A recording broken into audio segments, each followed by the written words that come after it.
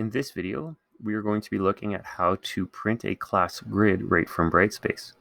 This will allow you to print a grid for things like attendance and recording marks, and will also allow you to organize that grid by sections and or by groups. So if you have a split class or different cohorts, you can arrange them and organize them by that. So in order to do that, you're going to need to have an icon in your nav bar. Now you may already have that icon if it's been added automatically, which we are going to do at some point. But if it's not added right now, it'll just say print class grid. And right now it's not there. So we're going to add it. So in order to add it, click on those three bars, through those three dots, and click on edit this nav bar. Then we're going to go to add links. And if we just type print, it's this one right here, print class grid. And we're going to add. So there's a little icon of a printer, and now it's there. And I'm going to put that up here for now. And save and close.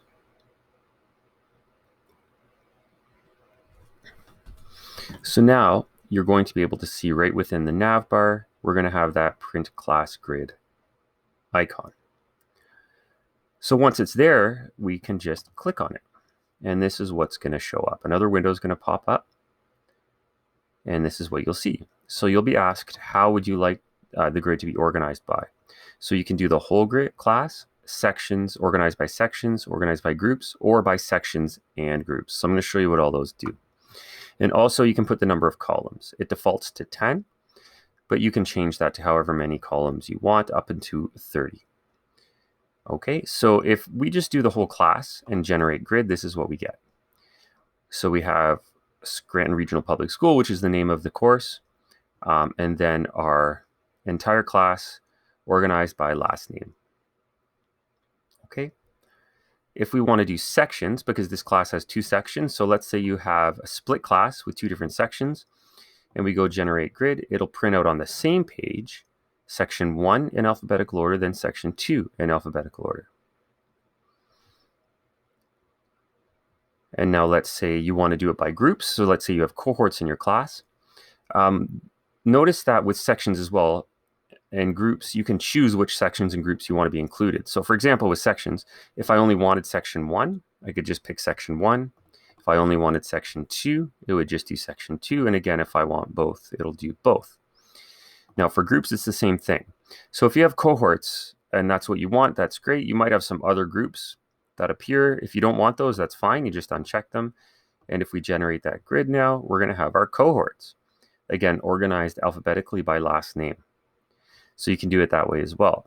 Now, this last option is mainly for teachers who are in the classroom who have cohorts. So let's say you have a split and you have cohorts. So each day you have a different cohort of two different classes. Sometimes that can be confusing if it's all on the same sheet, or you're printing out 3 and 4 different sheets just for 1 month of attendance or 1 set of class marks.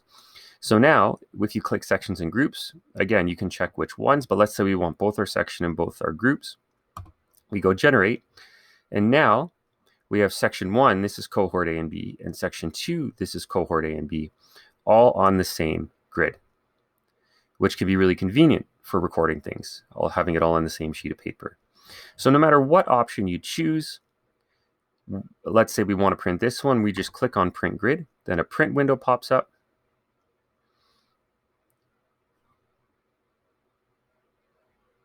And it's going to load the preview here. Once the preview loads, you'll see what it's going to look like.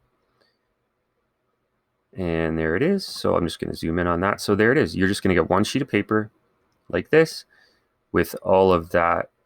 With your grid, you hit print and it's nice and easy. And you have some hard copy class lists that you can do recording on.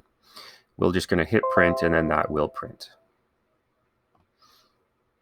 Okay, so that is how you print a class grid right from Brightspace. If you have any questions or concerns, or something's not working for you, just please contact Peter Phinney and let him know, and or let me know, and I'll make sure I fix that for you right away.